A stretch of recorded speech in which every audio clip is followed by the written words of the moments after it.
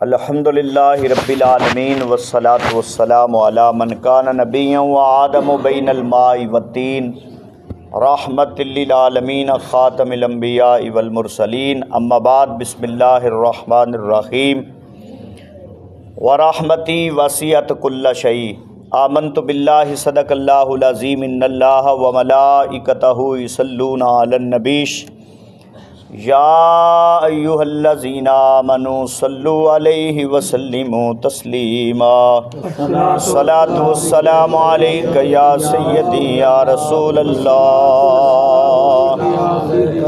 الصلاۃ والسلام علیک یا سیدی یا حبیب اللہ وعلی آلک وصحابک یا سیدی یا رحمت للعالمین۔ حمد و صلاۃ و بعد نہایت ہی واجب الاحترام اللہ رب العزت دا کروڑ مرتبہ شکر ہے اللہ تعالیٰ نے سانو تمام نو نماز فجر با جماعت ادا کرنے دی توفیق عطا فرمائی۔ اللہ تعالیٰ دی بارگاہ دے اندر دعا گو ہاں اللہ تعالیٰ اسی طریقے دے نال نماز پنجگانہ با جماعت تکبیر اولا دے نال پہلی صف دے اندر ادا کرنے دی توفیق عطا فرمائی۔ دوستو بزرگو، اللہ رب العالمین نے قرآن کریم اندر ارشاد فرمایا ورحمتی وسعت کل شیء، اور اللہ کی رحمت ہر چیز سے وسیع ہے۔ کل شیء، ہر شے نالوں اللہ دی رحمت وڈی ہے۔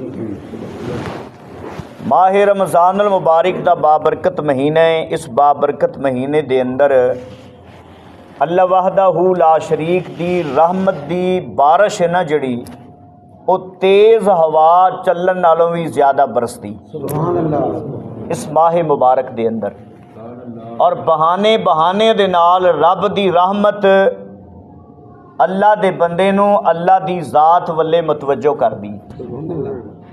اور اس مہینے دے اندر ہر گھڑی رحمت دے نال بھری ہے تے بندے نو ہر گھڑی دے اندر اللہ وحدہ لا شریک دی رحمت رب العالمین دی ذات والے متوجہ کر دیے۔ سحری دا ٹائم ہوئے، افطاری دا ٹائم ہوئے، نمازہ دا ٹائم ہوئے، تسی اس ماہ مبارک دی ہر گھڑی نو رحمتاں دے نال بھری پاؤ گے، اور بندے دی توجہ اللہ وحدہ لا شریک دی طرف اللہ دی رحمت جڑی او مبذول کرا دیں گی۔ بد نصیب او شخص جڑا اس ماہ مبارک دے اندر تیز ہوا چلن نالوں بھی زیادہ رحمت برستی ہوئے تے جھولی نہ پڑے، وہ بد نصیب شخص ہے۔ حدیث پاک سماعت فرماؤ، حضرت ابو ہریرہ رضی اللہ تعالیٰ عنہ روایت کردے نے کہ نبی پاک صلی اللہ علیہ وسلم نے ارشاد فرمایا کہ اس شخص کی ناک خاک آلود ہو جائے جو میرا ذکر سنے اور مجھ پر درود نہ بھیجے۔ پھر فرمایا اس شخص کی ناک خاک آلود ہو جائے جس نے اپنی زندگی میں ماہ رمضان المبارک کا مہینہ پایا اور اپنی بخشش نہ کروائی۔ پھر فرمایا کہ اس شخص کی ناک خاک آلود ہو جائے جس نے اپنی زندگی میں اپنے بوڑھے ماں باپ کو پایا اور ان کی خدمت کر کے ان سے حسن سلوک کر کے جنت حاصل نہ کی۔ یہ حدیث پاک مختلف راویاں تو مختلف الفاظ کے نال ملتی ہے کہ حضور ممبر تے جلوہ فرما ہو رہے سن تے سرکار نے 3 مرتبہ آمین فرمایا۔ صحابہ نے پوچھیا یا رسول اللہ یہ 3 مرتبہ تسا آمین فرمایا، پہلی سیڑھی تے قدم رکھیا آمین، دوسری تے قدم رکھیا آمین تے تیسری تے قدم رکھیا آمین۔ حضور نے فرمایا جدوں میں پہلی سیڑھی تے قدم رکھیا سی نا، جبریل امین نے آ کے یہ دسیا یا رسول اللہ اس شخص ہلاک ہو جائے جدے سامنے تہاڈا ذکر کیتا جائے تے تہاڈی ذات تے درود نہ پڑے۔ میں آکھیا آمین۔ دوسری سیڑھی تے قدم رکھیا تے فرشتے نے آ کے آکھیا یا رسول اللہ او بندہ ہلاک ہو جائے جدی زندگی دے اندر ماہ رمضان المبارک دا مہینہ آوے اور او ماہ رمضان دے روزے رکھ کے اس دیاں رحمتاں برکتاں حاصل کر کے اپنی بخشش نہ کرا سکیا۔ میں آکھیا آمین۔ تیسری سیڑھی تے قدم رکھیا تے جبریل امین نے آ کے عرض کیتی یا رسول اللہ صلی اللہ علیہ وسلم ਉਹ ਬੰਦਾ ਹਿਲਾਕ ਹੋ ਜਾਏ ਜਿਨੇ ਆਪਣੀ ਜ਼ਿੰਦਗੀ ਦੇ ਅੰਦਰ ਬੂढ़े ਮਾਂ ਬਾਪ ਨੂੰ ਪਾਇਆ ਤੇ ਉਹਨਾਂ ਦੀ ਖਿਦਮਤ ਨਹੀਂ ਕਰ ਸਕਿਆ, ਖਿਦਮਤ करके जन्नत हासिल नहीं कर सकिया। मैं आखिया आमीन। इस हदीसे पाक के उत्ते गौर करना है कि जिबरील उस शख्स वास्ते बदुआ करदा है पिया जिहड़ा नबी पाक दा जिक्र सुन के दरूद ना भेजे। जिबरील उहदे वास्ते बदुआ करदा है पिया जिन्हें माह रमज़ान दा महीना पाया ते रहमतां बरकतां हासिल नहीं कर सकिया, अपनी बख्शिश नहीं करा सकिया। जिबरील उहदे वास्ते बदुआ करदा है पिया जिन्हें अपने बूढ़े माँ बाप की खिदमत करके जन्नत हासिल नहीं की ते हुजूर आमीन फरमा रहे हैं। हुण तुसी आपे ही अंदाज़ा कर लो कि जिबरील दुआ करे तो हुजूर आमीन आखण, वो रद्द हो सकती नहीं। तो लिहाजा वो शख्स हिलाक हो जाए जिहड़ा हुजूर दी ज़ात ते दरूदो सलाम नहीं पढ़ता, सरकार दा जिक्र सुन के। ते माह रमज़ानुल मुबारक दे रोज़े आए ने, इस महीने की इबादत करके वो अपनी बख्शिश नहीं करा सकदा ते वो बदनसीब शख्स है। अपने बूढ़े माँ बाप नूं वेखिया है, उन्हां दी खिदमत करके जन्नत हासिल नहीं कर सकिया, वो बदनसीब शख्स है। अल्लाह दी रहमत बड़ी वसी है। अल्लाह वहदहू ला शरीक दी रहमत बरसती है और ये अल्लाह वहदहू ला शरीक दियाँ हिकमतां होंदियां ने। अल्लाह वहदहू ला शरीक अपने फजलो करम दा सदका इस माह मुबारक दे अंदर हर शख्स दे उत्ते रहमतां नाज़िल करदा है जिहड़ा बंदा रहमतां लैण वास्ते झोलियां खिलार के बैठा होया है ते जिहड़ा अपनी मनमानी करदा है, अपनी मर्जी दे नाल अपनी जनाब जिंदगी गुजारदा है ते रमज़ानुल मुबारक दा एहतराम तक नहीं करदा, वो बंदा फिर बदनसीब है, ओदी झोली रहमत दे नाल नहीं भरेगी। रब दी रहमत वेखो किस तरह करम नवाजी कर दी। हज़रत दाऊद ताई रहमतुल्लाह तआला अलैह आप एक अल्लाह दे बहुत बड़े वली ने बयान करते हैं कि साढ़े शहर दे अंदर एक औरत बेवा हो गई। उस बेवा औरत दे उत्ते किस तरह मुसीबतां दे पहाड़ टुटे। जदों दा खामद फौत होया ते उस बेवा औरत दे कोल सारी कुल जमा पूंजी 3 दिरहम ने, सिर्फ 3 दिरहम।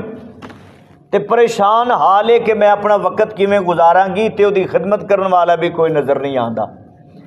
उस औरत ने वो 3 दिरहम लैके बाज़ार चली गई, उत्थों उन्हें सूत खरीदिया, ऊन वगैरह खरीद के ते लै आई, उस दियां कुछ चीज़ां बनाईयां।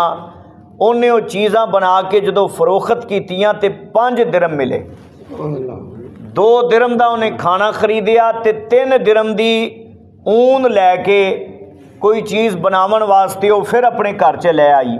इस तरह सिलसिला चलता रहा। 3 दिरहम दी ऊन लैके उन्होंने अपने घर के अंदर कोई चीज़ बनाती सी, वो फरोख्त करती सी। 5 दिनार मिलते सन, 2 दिनार का खाना खरीद लैंदी सी ते 3 दिनार दी फिर उस तरह वो समान लिया के ते अपना वो बनाना शुरू कर। एक दिन की होया कि बाज़ार दे विचों ऊन का पिन्ना लैके ना आई ते 2 दिरहम का खाना लैके आई ते उन्हें वो रख दिता ते कहन लगी पहले मैं अपने बच्चों को ना खाना ज़रा खिला ला, खाना पका ला। वो खाने दे विच मसरूफ हो गई। एक परिंदा आया ते उस बीबी दे ऊन दे पिन्ने नूं उठा के ते लै गया। और बीबी बड़ी परेशान हुई। तुसी अंदाज़ा करो जिदी कुल जमा पूंजी खत्म हो जाए उसका की हाल हुंदा है, ते उहदे वास्ते ओही जमा पूंजी सी सारी। वो बड़ी परेशान हुई, गुस्सा भी आया, रोई, बड़ा उन्होंने दुख लगा कि ये मैं हुण अगे किवें अपना काम है जिहड़ा वो शुरू करांगी, अगर ये ना होवेगा तो कल दा खाना मेरे बच्चे भुखे रह जाणगे। और बीबी परेशान हो के अगले दिन हज़रत दाऊद ताई रहमतुल्लाह तआला अलैह उन्हां दी बारगाह दे अंदर गई।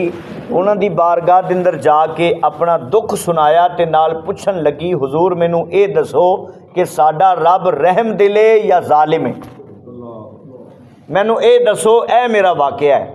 उन्हें सारा वाकया सुना दिता। हज़रत दाऊद ताई उस बीबी की गल सुन के बड़े परेशान होए, जवाब देने लगे ने कि अचानक बाहरों दरवाज़ा खड़क गया। हज़रत दाऊद ताई रहमतुल्लाह तआला फरमांदे ने कि बीबी थोड़ी देर ठहरो, मैं ज़रा बाहर पता कर ला बाहर कौन आया है। जदों बाहर गए ना तो दरवाज़ा खोलिया कि 10 बंदे खड़े ने। आप फरमांदे ने वो अजनबी सन, मैं उन्होंने नहीं सी जानदा। मैं उन्होंने आने का मकसद पुछया भी तुसी किवें आए हो तो किधर जा रहे हो। उन्होंने दसिया भी गल इस तरह है कि असी 10 बंदे समंदर च सफ़र कर रहे सी ते साडी कश्ती के अंदर सुराख हो गया ਤੇ ਪਾਣੀ ਤੇਜ਼ੀ ਦੇ ਨਾਲ ਸਾਡੀ ਕਸ਼ਤੀ ਦੇ ਅੰਦਰ ਭਰਨ ਲੱਗ ਪਿਆ। ਸਾਨੂੰ ਸਾਡੀ ਮੌਤ ਸਾਹਮਣੇ ਨਜ਼ਰ ਆਉਣ ਲੱਗ ਪਈ। ਅਸੀਂ ਵੇਖਿਆ ਕਿ ਕੋਈ ਚੀਜ਼ ਐਸੀ ਨਹੀਂ ਮਿਲਦੀ ਪਈ ਜਿਹੜੀ ਇਹ ਸੁਰਾਖ ਦੇ ਵਿੱਚ ਲਾ ਦਈਏ, ਤੇ ਪਾਣੀ ਹੈ ਜਿਹੜਾ ਉਹ ਧੜਾ ਧੜ ਕਸ਼ਤੀ ਦੇ ਵਿੱਚ ਆ ਰਿਹਾ ਹੈ। ਅਸੀਂ ਆਖਿਆ ਕਸ਼ਤੀ ਭਰ ਜਾਏਗੀ, ਕਸ਼ਤੀ ਡੁੱਬ ਜਾਏਗੀ, ਅਸੀਂ ਤੇ ਮਰ ਜਾਵਾਂਗੇ। ਅਸੀਂ ਅੱਲਾ ਰੱਬੁਲ ਆਲਮੀਨ ਦੀ ਬਾਰਗਾਹ ਦੇ ਅੰਦਰ ਦੁਆ ਕੀਤੀ, ਯਾ ਅੱਲਾ ਅਗਰ ਸਾਨੂੰ ਤੂੰ ਇਸ ਮੁਸੀਬਤ ਦੇ ਵਿੱਚੋਂ ਕੱਢੇ ਤੇ ਅਸੀਂ ਹਜ਼ਾਰ ਦਿਰਮ ਤੇਰੀ ਰਾਹ ਦੇ ਅੰਦਰ ਸਦਕਾ ਕਰਾਂਗੇ। ਅਸੀਂ ਇਹ ਦੁਆ ਕਰ ਦਿੱਤੀ। ਬਸ ਅੱਲਾ ਰੱਬੁਲ ਆਲਮੀਨ ਨੇ ਸਾਡੀ ਇਹ ਦੁਆ ਕਬੂਲ ਫਰਮਾਈ। ਅਚਾਨਕ ਇੱਕ ਪਰਿੰਦਾ ਊਨ ਦਾ ਪਿੰਨਾ ਲੈ ਕੇ ਆਇਆ ਤੇ ਸਾਡੀ ਕਸ਼ਤੀ 'ਚ ਗਿਰਾ ਦਿੱਤਾ ਉਹਨੇ। ਤੇ ਅਸੀਂ ਉਹ ਊਨ ਦਾ ਪਿੰਨਾ ਹੈ ਨਾ ਜਿਹੜਾ ਸੁਰਾਖ ਹੋਇਆ ਸੀ ਉਹਦੇ ਵਿੱਚ ਫਸਾ ਦਿੱਤਾ। ਪਾਣੀ ਆਉਣਾ ਬੰਦ ਹੋ ਗਿਆ, ਕਸ਼ਤੀ ਦੇ ਵਿੱਚੋਂ ਪਾਣੀ ਅਸੀਂ ਕੱਢਿਆ। ਇਹ ਨਾਲ ਹੀ ਸਾਹਿਲ ਸੀ, ਕਿਨਾਰਾ ਸੀ। ਅਸੀਂ ਇੱਥੇ ਆ ਕੇ ਉਤਰੇ ਹਾਂ। ਇੱਥੋਂ ਦੇ ਅਸੀਂ ਰਹਿਣ ਵਾਲੇ ਨਹੀਂ, ਸਾਨੂੰ ਪਤਾ ਨਹੀਂ, ਅਸੀਂ ਕਿਸੇ ਨੂੰ ਜਾਣਦੇ ਨਹੀਂ, ਅਸੀਂ ਅਜਨਬੀ ਹਾਂ। ਅਸੀਂ ਕਿਸੇ ਨੂੰ ਪੁੱਛਿਆ ਵੀ ਕਿਸੇ ਮੋਤਬਰ ਬੰਦੇ ਦਾ ਪਤਾ ਦੇ ਦਿਓ, ਕਿਸੇ ਨੇਕ ਬੰਦੇ ਦਾ ਪਤਾ ਦੱਸ ਦਿਓ। ਉਹਨਾਂ ਨੇ ਜਨਾਬ ਤੁਹਾਡਾ ਪਤਾ ਦਿੱਤਾ ਹੈ, ਅਸੀਂ ਤੁਹਾਡੇ ਬੂਹੇ ਤੇ ਆ ਗਏ ਹਾਂ। ਉਹਨਾਂ 10 ਬੰਦਿਆਂ ਨੇ ਹਜ਼ਾਰ ਦਿਰਮ ਕੱਢੇ, 10,000 ਦਿਰਮ ਦੇ ਕੇ ਆਖਿਆ, ਲਓ ਜੀ ਸਾਡੀ ਤਰਫੋਂ ਤੁਸੀਂ ਇੱਥੋਂ ਦੇ ਰਹਿਣ ਵਾਲੇ ਹੋ, ਤੁਹਾਨੂੰ ਪਤਾ ਹੈ ਗਰੀਬ ਕੌਣ ਹੈ, ਮੁਸਤਾਹਿਕ ਕੌਣ ਹੈ, ਉਹ ਉਹਨਾਂ ਦੇ ਵਿੱਚ ਤਕਸੀਮ ਕਰ ਦਿਆ ਜੀ। ਹਜ਼ਰਤ ਦਾਊਦ ਤਾਈ ਰਹਿਮਤੁल्लाह तआला अलैह ਉਹਨਾਂ ਦੇ ਕੋਲੋਂ 10,000 ਦਿਰਮ ਲੈ ਕੇ ਅੰਦਰ ਆਏ ਤੇ ਉਸ ਖਾਤੂਨ ਦੀ ਝੋਲੀ ਪਾ ਛੜਿਆ। ਉਸ ਖਾਤੂਨ ਦੀ ਝੋਲੀ ਪਾ ਕੇ ਹਜ਼ਰਤ ਦਾਊਦ ਤਾਈ ਨੇ ਪੁੱਛਿਆ ਕਿ ਹੁਣ ਤੂੰ ਦੱਸ ਕਿ ਮੇਰਾ ਰੱਬ ਰਹਿਮ ਦਿਲ ਹੈ ਜਾਂ ਜ਼ਾਲਿਮ ਹੈ। ਉਹ ਔਰਤ ਹੈਰਾਨ ਹੋ ਗਈ। ਉਹਨੇ ਆਖਿਆ ਸਾਡਾ ਰੱਬ ਤੇ ਬਹੁਤ ਬੜਾ ਰਹਿਮ ਦਿਲ ਹੈ, ਸਾਡੀ ਰੱਬ ਦੀ ਰਹਿਮਤ ਤੇ ਬੜੀ ਵਸੀ ਹੈ। ਸਾਨੂੰ ਅਗਰ ਸਮਝ ਨਹੀਂ ਆਉਂਦੀ, ਅਗਰ ਕਿਸੇ ਵਜ੍ਹਾ ਤੋਂ ਸਾਨੂੰ ਕੋਈ ਮੁਸੀਬਤ ਜਾਂ ਪਰੇਸ਼ਾਨੀ ਆ ਜਾਏ ਤੇ ਅਸੀਂ ਐਵੇਂ ਸ਼ਿਕਵੇ ਨਾ ਕਰਨ ਬਹਿ ਜਾਈਏ। ਹੋ ਸਕਦਾ ਹੈ ਉਸ ਕੰਮ ਦੇ ਅੰਦਰ ਰੱਬੁਲ ਆਲਮੀਨ ਦੀ ਕੋਈ ਹਿਕਮਤ ਹੋਵੇ, ਉਸ ਕੰਮ ਦੇ ਅੰਦਰ ਕੋਈ ਹਿਕਮਤ ਹੋਵੇ। ਅੱਲਾ ਵਹਦਹੂ ਲਾ ਸ਼ਰੀਕ ਸਾਡੇ ਵਾਸਤੇ ਹੋ ਸਕਦਾ ਹੈ ਉਹਦੇ ਨਾਲੋਂ ਵੀ ਕੋਈ ਬਿਹਤਰ ਕਰਨਾ ਚਾਹੁੰਦਾ ਹੋਵੇ। तो माह रमज़ानुल मुबारक का बाबरकत महीना है। दोस्तों बुजुर्गो, रब्बुल आलमीन दी रहमतां जड़ियां ने वो तेज़ हवा चलने नालों भी ज़्यादा बरस रही ने। सानू रोज़े रख के नमाज़े तरावी पढ़ के, कई कहते हैं भी रोज़ा रखना है, तरावी की की लोड़ है। नमाज़े तरावी सुन्नत मुअक्कदा है और जिहड़ा बंदा नहीं पढ़ता वो गुनाहगार है। नमाज़े तरावी पढ़न दे नाल बंदे दे सगीरा गुनाह मुआफ होंदे ने। छोटे गुनाह जड़े सगीरा गुनाह ने ना जड़े ये नमाज़े तरावी पढ़ने दे नाल मुआफ हो जाते हैं, और कबीरा गुनाह जड़े ने ये तोबा इस्तगफार दे नाल मुआफ होंदे ने। और अगर किसी बंदे दा हक देना होवे ते ओ माफ़ करे तो फिर माफ़ होंदे ने। गल दी समझ लगी कि नहीं? ए 5 नमाज़ां असीं पढ़ने ना जड़ी ये रोज़ाना सानू नसीब होंदियां ने। फजर, जोर, असर, मगरब, इशा, ये रोज़ाना सानू 5 नमाज़ां नसीब होंदियां ने। नमाज़े तहज्जुद बंदा पढ़े तो रोज़ पढ़ सकता है, लेकिन नमाज़े तरावी ऐसी नमाज है ये रमज़ानुल मुबारक के महीने के अंदर ही पढ़ी जाती। ये साल बाद ही सानू नसीब होंदी है। पता नहीं जिंदगी साथ देवे या ना देवे, अगले महीने अगले साल माह रमज़ान का महीना सानू मिले या ना मिले, या सानू ये वक्त ही ना मिले असी नमाज़े तरावी पढ़ने का। ये साल बाद ये रात की इबादत का तोहफा है। मेरे भाईओ, सुस्ती करके इस वक्त नू ज़ाया ना करो, नमाज़े तरावी पढ़िया करो।